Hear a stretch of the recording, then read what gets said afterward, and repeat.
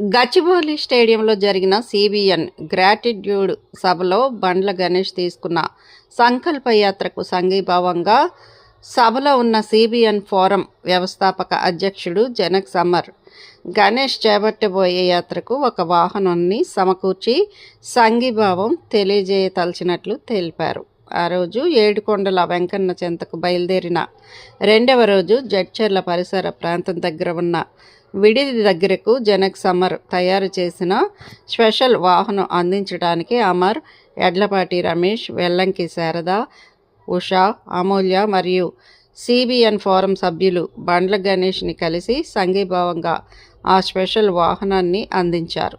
బండ్ల గణేష్ మధ్యలో ఆయన కలవటానికి వచ్చే అభిమానులు, ప్రజలను ఉద్దేశించి మాట్లాడడానికి ఈ వాహనంలో మైక్ని కూడా అమర్చారు. ఆయన సంకల్పయాత్ర దిగ్విజయంగా జరగాలని సిబిఎన్ ఫోరం సభ్యులు శుభాకాంక్షలు తెలిపారు.